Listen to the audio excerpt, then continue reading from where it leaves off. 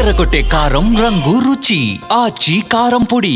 ఒక 1 ఇయర్లో gold and silver 80% growth, అంటే ప్రైస్ గ్రోత్ని మనం చూస్తూ ఉన్నాం.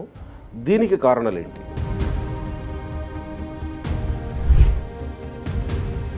రెండు 2014లో మన భారతదేశం రిజర్వ్ బ్యాంకులో 400 టన్నుల బంగారం ఉండేది.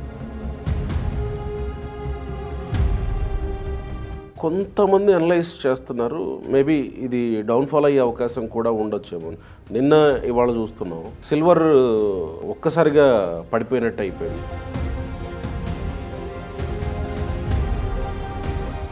సిల్వర్ని ఆభరణాల కన్నా ఇండస్ట్రియల్ యూజ్ చాలా ఎక్కువతో వస్తుంది.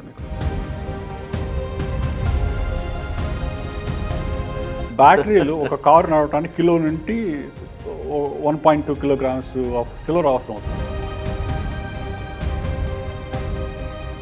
సో అయితే ఈవీ వెహికల్స్ కొనే వాళ్ళు జాగ్రత్తగా ఉండాలి. నమస్తే, తెలుగు న్యూస్కి స్వాగతం.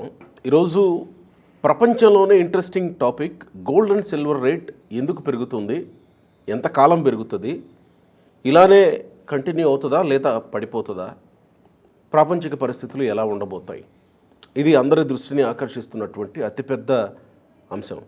ప్రపంచంలో ఈరోజు అమెరికాతో కాదని ఈయూతో భారత్ ట్రేడ్ ఒప్పందాన్ని, స్వేచ్ఛా వాణిజ్య ఒప్పందాన్ని కుదుర్చుకోవడం ఒక రకంగా అమెరికాని దెబ్బ కొట్టినట్టే. ఈ అంశం కూడా గోల్డ్ అండ్ సిల్వర్ రేట్స్ ఈ వ్యవహారం మీద ఎలాంటి ప్రభావం చూపిస్తుంది? అసలు ఎందుకు భారత్ ఈయూతో ఒప్పందం చేసుకోవాల్సి వచ్చింది? చేసుకోవడం వల్ల భారత్కి అదనంగా వచ్చేదేంటి, అమెరికాకి జరిగేదేంటి, ఈయూ వల్ల భారత్కి వనగూరే ప్రయోజనాలు ఏంటి? ఈ అంశాలతో పాటు ప్రధానంగా ఈ గోల్డ్ అండ్ సిల్వర్ రేట్స్ వ్యవహారం పూర్తిగా దానికి కథాకమేషి తెలుసుకునే ప్రయత్నం చేద్దాం. మనతో పాటు సీతారాం కంటంనేని గారు ఉన్నారు. వారు యుఎస్లో దాదాపు 30 ఏళ్ళుగా ఈ గోల్డ్ అండ్ సిల్వర్ ఇన్వెస్ట్మెంట్స్ చేయడానికి ఒక అడ్వైజర్గా వ్యవహరిస్తున్నారు. వారు మనతో ఉన్నారు. నమస్కారం. నమస్కారం అండి. Welcome sir. First of all thank you. Telugu one doctor ప్రేక్షకులకి నా వందనం. నా ఈ అవకాశాన్ని కల్పించిన సోదరుడు, మిత్రుడు, శ్రేయోభిలాషి కంటనేని రవిశంకర్ గారికి, మరి గోపి గారికి నా కృతజ్ఞతలు. నైస్ అండి, థ్యాంక్ యూ సార్. ప్రధానంగా మీరు గమనిస్తూ వస్తున్న అంశాలేంటి? దాదాపు ఈ ఒక 1 ఇయర్లో గోల్డ్ అండ్ సిల్వర్ 80% గ్రోత్, అంటే ప్రైస్ గ్రోత్ని మనం చూస్తూ ఉన్నాం. దీనికి కారణాలు ఏంటి? దీనికి చెప్పాలంటే అనేక కారణాలు ఉన్నాయండి. ఒక కారణం అనేది చెప్పడానికి పిన్ పాయింట్ చేయడానికి కష్టం అవుతుంది. ఒకటి జియోపొలిటికల్ కారణాలు, రెండోది ప్రపంచ ఆర్థిక పరిస్థితి అతలాకుతలం అవటం వలన, కోవిడ్ వలన, ఈ యుద్ధాల వలన, అనేక కారణాల వలన ప్రపంచంలో వివిధ దేశాల సెంట్రల్ బ్యాంక్స్ బంగారాన్ని చాలా ఎక్కువగా కొంటున్నాయి. ఉదాహరణకు 2014లో మన భారతదేశం రిజర్వ్ బ్యాంకులో 400 టన్నుల బంగారం ఉండేది. ఓకే. ఈ రోజున అది 1000 టన్నుల పైగా సమకూర్చడం జరిగింది. ఫారిన్ కరెన్సీ రిజర్వ్స్ నుండి, డాలర్ డినామినేషన్ నుండి మల్టీ కరెన్సీ అసెట్స్, ప్రెషస్ మెటల్స్కి మార్చుకోవటం అనేది ఒక ఆత్మనిర్భర్ భారత్కి మొదటి మెట్టు అని ఒక అభిప్రాయం. అందువలన ప్రతి దేశము బంగారు నిల్వలు పెంచుకుంటుంది. ఎందుకు? దానికి ఒక కారణం ఏంటంటే యుక్రెయిన్ వార్ అండి. రష్యా యుక్రెయిన్ వారు 2022 సుమారు మార్చి ప్రాంతంలో మొదలైనప్పుడు రష్యాకు ఉన్న విదేశీ నిల్వల్లో సుమారు ఒక $300 బిలియన్ అమెరికా గవర్నమెంట్ ఫ్రీజ్ చేసింది. ఓకే. దానివల్ల మిగతా అభివృద్ధి చెందుతున్న దేశాలు అమెరికా యొక్క ఆర్థిక బలానికి భయపడి డాలరు రిజర్వ్ నుండి నాన్ డాలర్ రిజర్వ్స్ అంటే బంగారం, ఓకే. వెండి, యూరో, మిగతా కరెన్సీల కోసం మార్పు చేసుకుంటున్నారు వాళ్ళ రిజర్వ్స్ని. సో అమెరికా మినహా మిగతా దేశాలు. Okay okay. దానికి ఉదాహరణగా చెప్పాలంటే ఈ శతాబ్దం మొదట్లో ఇంటర్నేషనల్ ట్రేడ్ 80% వరకు డాలర్స్ రూపంగా జరిగేది. ఓకే. అది ఈ రోజున 60%కి పడిపోయింది, 60% కన్నా తక్కువ పడిపోయింది. అంటే ప్రపంచం కరెన్సీ వ్యాపార వాణిజ్యాలు moving away from dollar denomination. అంటే అది ట్రంప్ ఎఫెక్టా? ట్రంప్కి ముందే మొదలయ్యింది? ట్రంప్కి ముందే మొదలైందండి. Okay okay. దానికి కారణం ఏంటంటే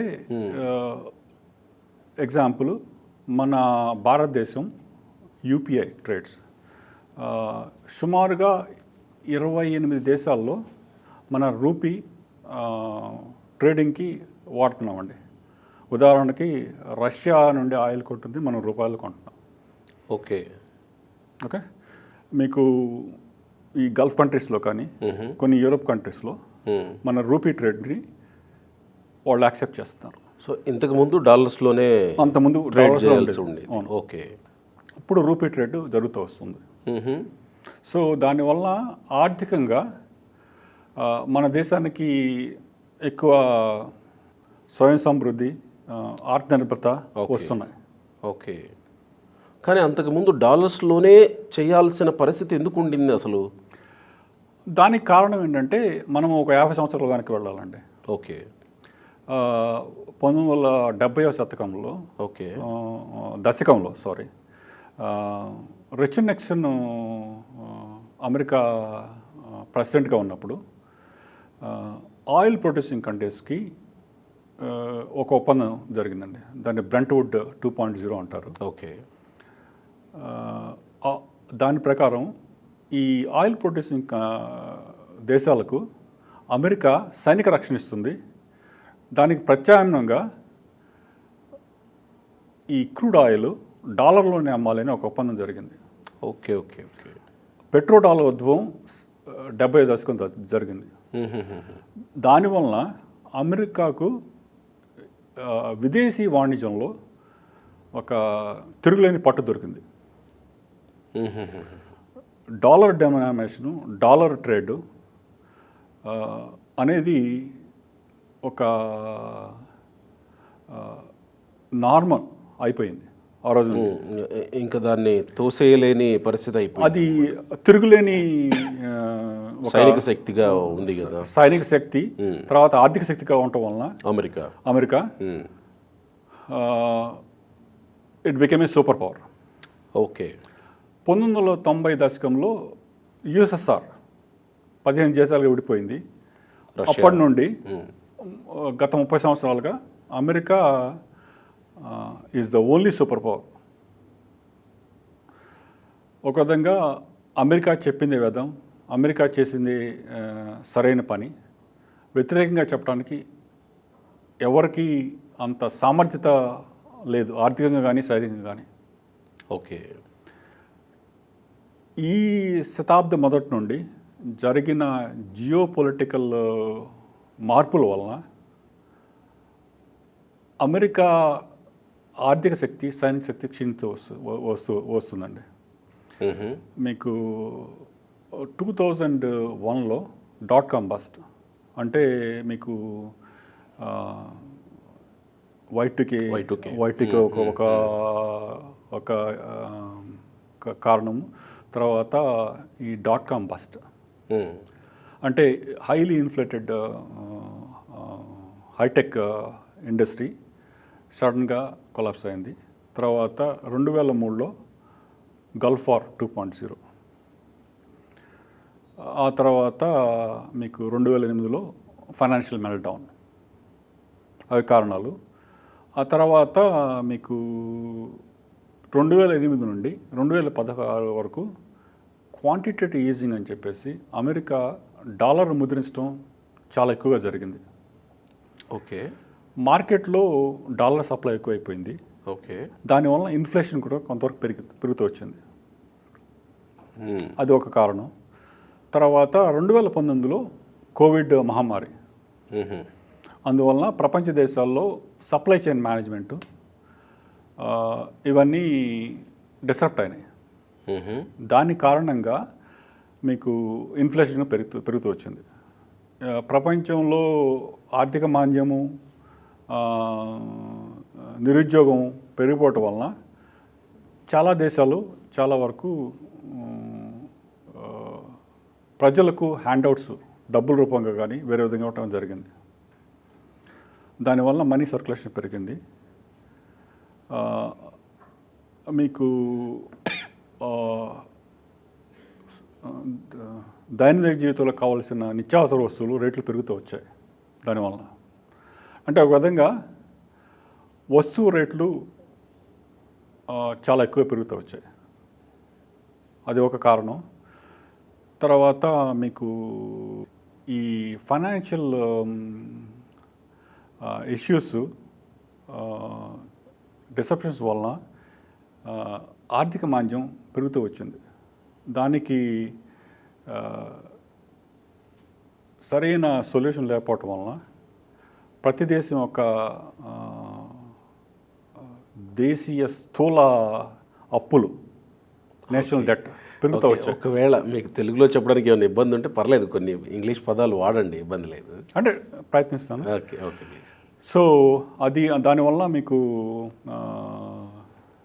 ఇన్ఫ్లేషన్ పెరగటం వల్ల, ఓకే, దానివల్ల మీకు నిత్యావసర వస్తువులని కానీ మిగతా ఏవైనా కానీ చాలా ఖరీదు ఎక్కువ అవటం వల్ల ఆర్థిక సమస్యలు పెరుగుతూ వస్తున్నాయి. ఓకే.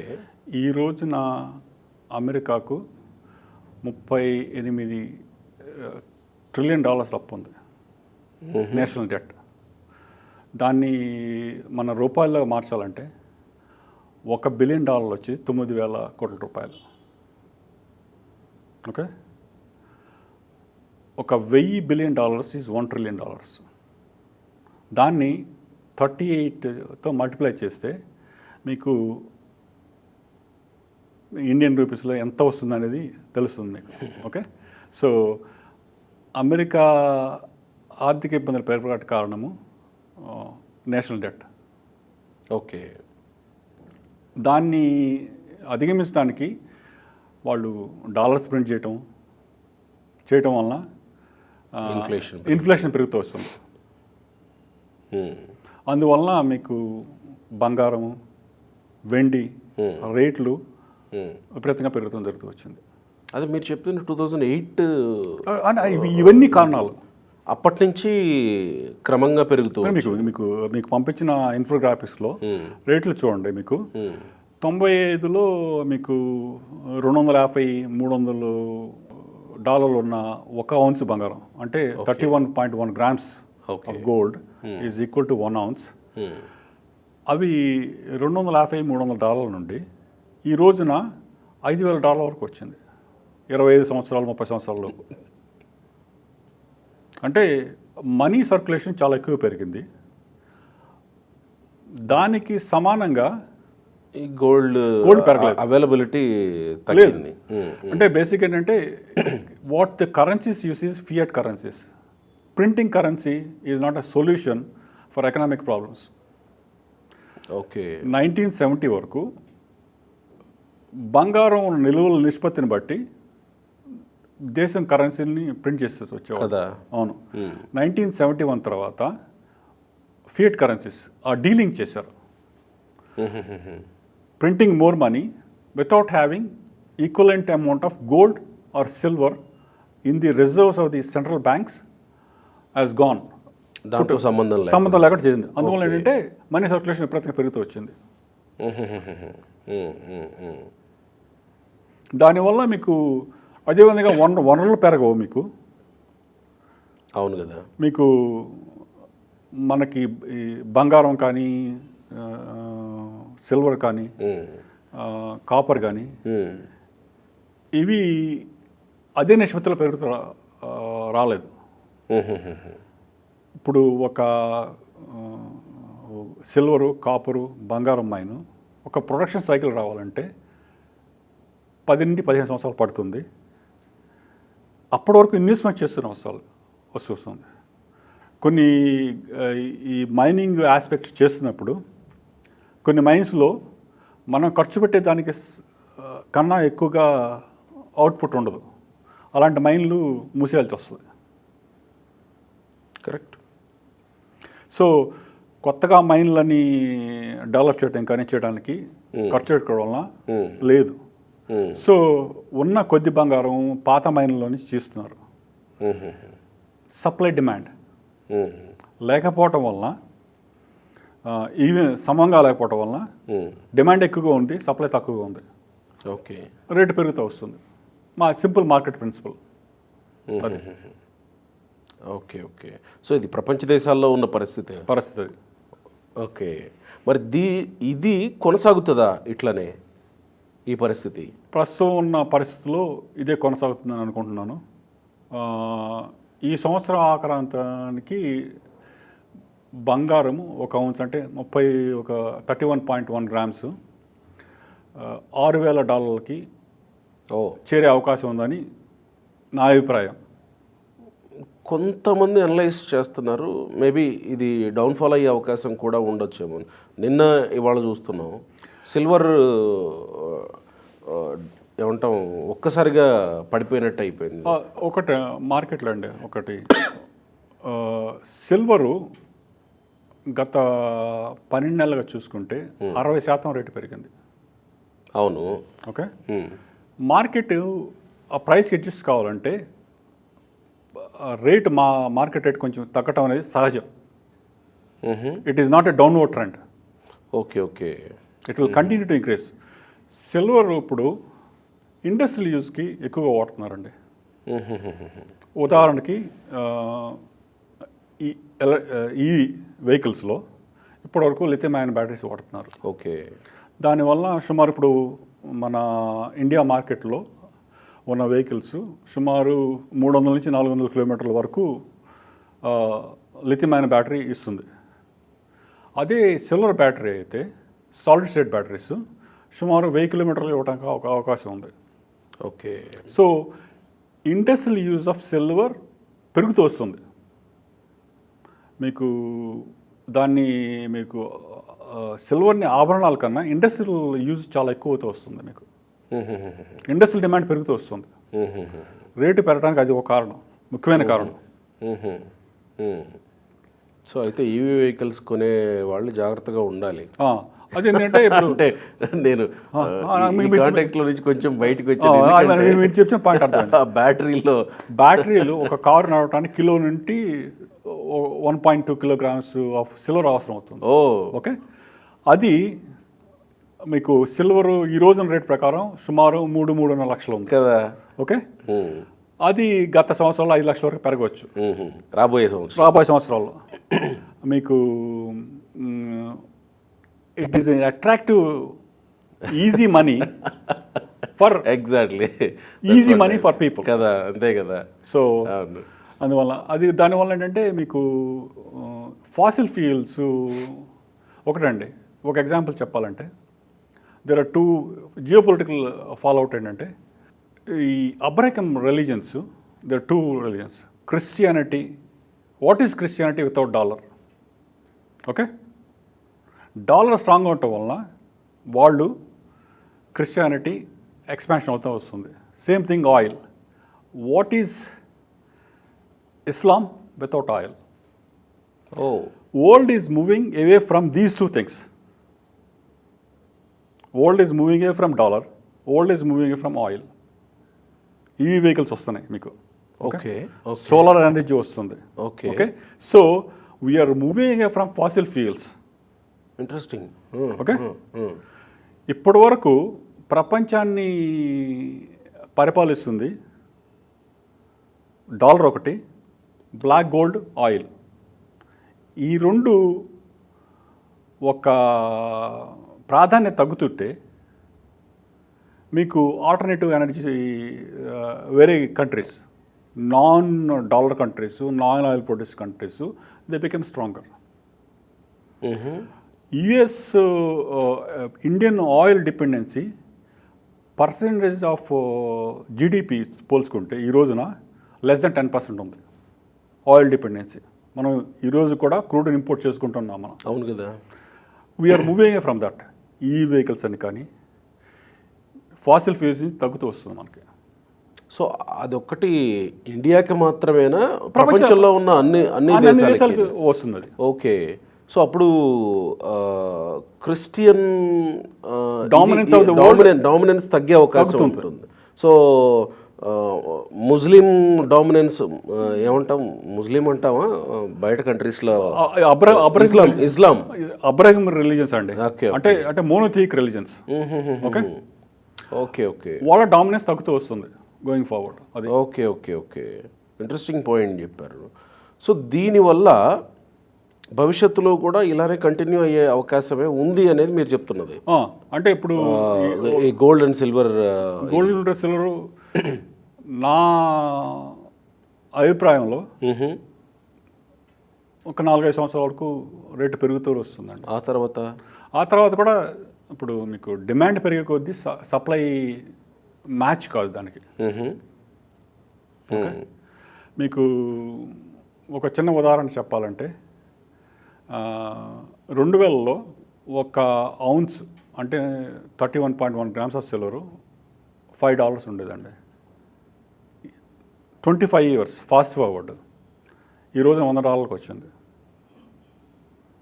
మీకు ఈ 20 సంవత్సరాల్లో ఎక్కడ రేటు తగ్గిన సూచనలు ఎక్కడ కనపడలేదు. Okay. Going forward same trend will continue. అంతే కదా. ఎందుకంటే యూఆర్ రైట్. మీకు there is demand is growing. అవును. Okay, consumption is growing. అవును అవును. Okay, there are too many people chasing fewer resources. అవును. We have to learn with less going forward. మన consumption తగ్గించుకుంటూ రావాలి, ఆప్టిమల్ లెవెల్కి రావాలి. అలాంటి అవకాశం లేదు కదా. లేదు, కన్జంప్షన్ తగ్గే అవకాశం లేదు కదా. అంటే ఆప్టిమల్ చేసుకోవాలి కనీసం. అట్లీస్ట్ కన్సంప్షన్ తగ్గదు, కన్సంప్షన్ పెరుగుతూనే వస్తుంది. అలాంటప్పుడు మీకు there is more demand, prices will go up. తర్వాత మీరు మొదట్లో ఒక పాయింట్ చెప్పారు, ప్రతి దేశపు రిజర్వ్ బ్యాంక్స్ కొంటున్నాయి అధికంగా అని, బంగారం ఎక్కువ నిల్వ ఇది చేస్తారు అని. సో దాన్ని ఏం చేస్తారు? అది ఇప్పుడు బంగారం, ఈ ప్రెషస్ మెటల్స్ అనేవి హెడ్జ్ అగైన్స్ట్ ఇన్ఫ్లేషన్. అంటే మీకు బంగారం విలువ పెరుగుతూనే వస్తుంది మీకు. ఓకే. దానివల్ల మీకు you can use that money to as a collateral to buy your essential things. అంటే ఆ దేశానికి అవసరమైన ఇవి. Okay, nice. మీకు సింపుల్ ఎగ్జాంపుల్, మీకు బ్యాంకులో మనం బంగారం వస్తువులు తాకట్టు పెడితే వాళ్ళు దానికి ఉన్న 80% విలువలో మనకి అప్పిస్తారు, తక్కువ రేట్కి ఇస్తారు. అంటే ప్రెషియస్ మెటల్స్ కొన్న వాల్యూ అది. Right right. ఓకే, సో అందువల్ల బంగారము, వెండి ఇవన్నీ హెడ్జ్ అగైన్స్ట్ ఇన్ఫ్లేషన్ మీకు. Right sir, thank you very much అండి. నాకు అవకాశం కలిగించిన తెలుగు వన్ ప్రేక్షకులకి, రవిశంకర్ గారికి, గోపి గారికి ధన్యవాదాలు సార్. ఇలానే కొనసాగిద్దాం. ప్రేక్షకులు కొంతకాలం తర్వాత మాకు మీరు ఇంత ఇన్ఫర్మేషన్ ఇచ్చినందుకు మీకే కృతజ్ఞతలని ప్రేక్షకులు చెప్తారు మీకు ఖచ్చితంగా. అదే ఇప్పుడు information is knowledge and wealth. Information is wealth. And information, structured information very useful for people development, community development. అవును కదా అని నా అభిప్రాయం. నేను చెప్పింది ఎంతవరకు సమంజసము, ఎంతవరకు కరెక్ట్ అనేది పక్కన పెడితే, ఇన్ఫర్మేషన్ ఉన్న ముఖ్యమైన విషయాలు పాజిటివ్గా ఆలోచిస్తే ఎంతో కొంతవరకు మనకు ఉపయోగపడతాయి. డెఫినెట్గా. Thank you very much.